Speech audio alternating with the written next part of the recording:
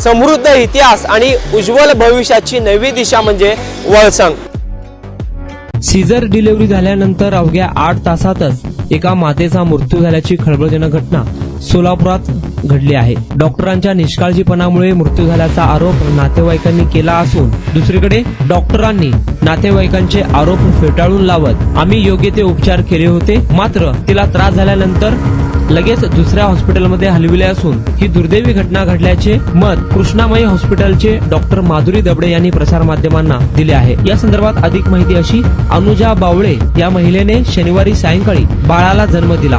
रात्री 11:30 ते 12 वाजेच्या दरम्यान मयत अनुजा यांना त्रास होण्यास सुरुवात झाली। यामुळे नातेवाईकांनी डॉक्टरांना सांगून देखील तेथील कर्मचाऱ्यांनी 2 ते 3 तास लक्ष दिले नाही। यामुळे जास्त त्रास होऊ लागला। रात्री 3च्या सुमारास खासगी हॉस्पिटल येथे नेण्यास सांगण्यात आले, परंतु तिथे नेण्या अगोदरच अनुजा बावळे यांचा मृत्यू झाल्याचा आरोप नातेवाईकांनी केला आहे। सिझरिंगची शस्त्रक्रियेद्वारे बाळ जन्मल्यानंतर 8 तासातच अनुजा बावळे वय 22 राहणार निराळे वस्ती सोलापूर जिल्ह्यात दक्षिण सोलापूर तालुक्यात वेगाने विकसित होत असलेलं एकमेव गाव वळसंग। सोलापूर पासून व स्वामी समर्थ अक्कलकोट नगरी पासून फक्त 15 मिनिटाच्या अंतरावर असलेलं एकमेव गाव वळसंग। या महिलेचा मृत्यू झाला असून या मृत्यूला कृष्णामाई हॉस्पिटलमधील कर्मचारी डॉक्टर जबाबदार आहेत। जोपर्यंत आम्हाला न्याय मिळत नाही तोपर्यंत आम्ही मृतदेह ताब्यात घेणार नाही, अशी भूमिका मृत अनुजा यांच्या नातेवाईकांनी घेतली होती। तसेच राष्ट्रवादी अजित पवार गटाच्या पदाधिकाऱ्यांनी देखील पोलिसांकडे या संदर्भात चौकशी करून दोषी डॉक्टरांवर गुन्हा दाखल करण्याची मागणी केली होती। फौजदार चौडी पोलीस स्टेशन येथे निवेदन देखील देण्यात आले होते। डॉक्टरांवर मनुष्यवधाचा गुन्हा दाखल करा अशी मागणी राष्ट्रवादी काँग्रेस सोशल मीडिया शहर अध्यक्ष वैभव गंगणे यांनी केली होती। दुसरीकडे अनुजा बावळे हिच्या मृत्यू प्रकरणी डॉक्टर माधुरी दबडे यांनी प्रसार माध्यमाला दिलेल्या माहितीनुसार सीझर झाल्यानंतर ती माता देखरेख कक्षात होती। कदाचित रक्ताची गुठळी किंवा अॅमिओटिक फ्लुइड एम्बोलिझम झाले असण्याची शक्यता वाटते। ती अचानक खाली कोसळली, यामुळे तिला लगेच दुसऱ्या हॉस्पिटलमध्ये हलविले, पण दुर्दैवी घटना घडली। याला वैद्यकीय भाषेत सडन पोस्टमॉर्टम कोलॅप्स असे संबोधले जाते। याला काहीही पूर्वलक्षणे नसतात, अशी प्रतिक्रिया डॉक्टर माधुरी दबडे कृष्णामाई हॉस्पिटल यांनी दिली आहे। आता या घटनेवर पोलीस काय कारवाई करतात याकडे सर्वांचे लक्ष लागून राहिले आहे। माझं नाव वृषाली विवेक हजारे। मयत अनुजा सनी बावळे हिची मी बहीण आहे। माझ्या बहिणीला काल सायंकाळी 7 वाजता मुलगा झाला होता। दबणे मॅडम यांच्याकडे ट्रीटमेंट चालू होती। त्यांच्या हॉस्पिटलमध्ये आम्ही तिला ऍडमिट केलेलं होतं। सकाळी 8 वाजता ऍडमिट केल्यानंतर त्या मॅडमनी आम्हाला दुपारी सांगितलं की बाळाचं पोटातलं पाणी कमी झालेलं आहे आणि आपल्याला सिझेरियन करावं लागेल।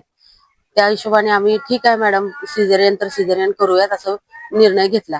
सिझेरियन साधारण 7, सव्वा 7 वाजता सिझेरियन झालं आणि मुलगा झाला। त्यावेळी अनुजाला 1-2 तास त्यांनी ऑपरेशन थिएटरमध्ये थांबवलं होतं। त्यावेळी तिला थंडी वाजत होती असं त्यांनी आम्हाला सांगितलेलं आहे। 9 वाजता तिला आमच्याकडे वॉर्डमध्ये शिफ्ट करण्यात आलं।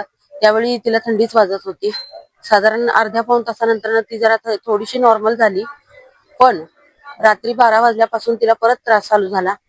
तिला त्रास चालू झालेला जो आहे तो आम्ही वारंवार तिथे असणाऱ्या नर्सेस यांच्याकडे तक्रार दिली होती। त्यानंतर त्या वॉर्डामध्ये असणाऱ्या इतरही महिलांनी सांगितलं की बाकीच्या महिलांपेक्षा हिचा त्रास जास्त आहे, तुम्ही मोठ्या मॅडमला बोलवा। मॅडमने बोलवलं नाहीये।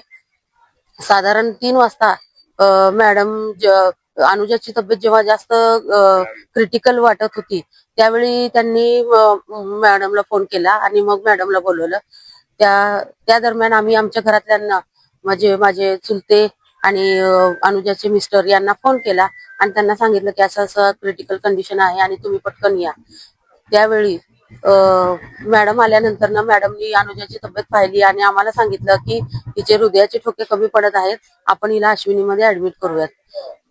परिस्थितीनुसार आम्ही मॅडमला होकार दिला की ठीक आहे, आम्ही अश्विनीमध्ये ऍडमिट करण्यास तयार आहोत म्हणून।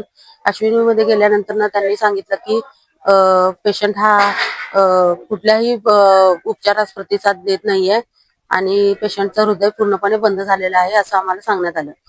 जो रात्री 12 ते 3 या कालावधीमध्ये पेशंटला जो त्रास झालेला आहे तो केवळ आणि केवळ स्टाफ आणि मॅडम यांच्या निष्काळजीपणामुळे झालेला आहे। आम्हाला दबडे मॅडम आणि त्यांच्या स्टाफ विरुद्ध तक्रार द्यायची आहे. जोपर्यंत आम्हाला न्याय मिळत नाही तोपर्यंत आम्ही डेड बॉडी ताब्यात घेणार नाही. आम्हाला न्याय मिळण्याची प्रतीक्षा आहे आणि आम्हाला न्याय मिळेल अशी मला खात्री वाटते. माझं नाव सनी राजेंद्र बावळे. माझी मिसेसची डिलिव्हरी 7:15 वाजता झाली संध्याकाळी. शिजर करण्यात आलं. शिजर करण्यात आल्यानंतर मिसेसच्या अंगामध्ये थोडी हुडहुडी भरली होती. एक 12 ते 3च्या दरम्यान तिला खूप त्रास होता, पेन होता तिला, आणि तो डॉक्टरच्या हलगर्जीपणामुळे निदान करता आलं नाही. त्यामुळे जी गोष्टीचं गांभीर्य लक्षात न घेता या गोष्टीला विलंब झाला आणि या गोष्टीमुळे माझ्या मिसेसचा जीव गमवावा लागला. माझ्या मिसेसच्या जीवाबाबतीत स्टाफ हा पूर्ण जबाबदार आहे. डॉक्टर आणि स्टाफ हा पूर्ण जबाबदार आहे. याची पोलीस प्रशासनाने आणि मला फोन आला त्यावेळेस मी हॉस्पिटलमध्ये होते. त्यांनी अश्विन हॉस्पिटलमध्ये अँब्युलन्सची आणि डॉक्टरची सोय करण्यात आली. तोपर्यंत पेशंट अनकॉन्शियस मध्येच होता आणि तिथे गेल्यानंतर पेशंटचा काहीही रिस्पॉन्स तिथे मिळाला नाही. त्या दरम्यानच पेशंटचा मृत्यू झाला असं आम्हाला सांगण्यात आलं. तसेच डॉक्टर डबले मॅडम आणि तिथे स्टाफ त्यांच्यावरती कठोर कारवाई व्हावी ही माझी पोलीस प्रशासनाला नम्र विनंती आहे.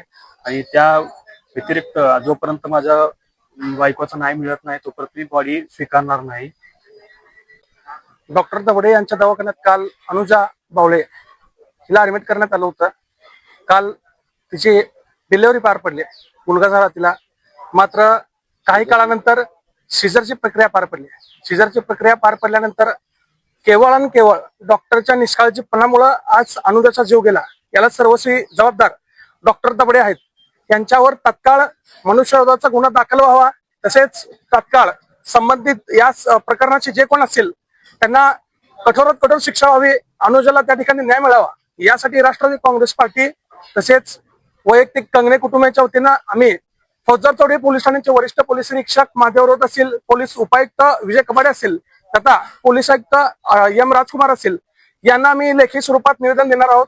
अनुजाला न्याय मिळेपर्यंत आम्ही तिची जी बॉडी आहे या ठिकाणी आम्ही हातात घेणार नाही. कुठल्याही परिस्थितीत डॉक्टर दबडे आणि त्यांच्या स्टाफवर त्या ठिकाणी गुन्हा दाखल झाला पाहिजे आणि दबडेला या प्रकरणी जास्तीत जास्त कठोर कारवाई करण्याची मागणी मी आपल्या माध्यमातून पोलीस प्रशासनाला करत आहे. आशिया खंडातील सर्वात मोठा गृह प्रकल्प फक्त 7 किलोमीटर अंतरावर. सोलापुरातील राष्ट्रीय महामार्गाशी थेट जोडलेलं गाव म्हणजे वळसंग. वळसंग शांत, स्वच्छ आणि प्रदूषणमुक्त वातावरण.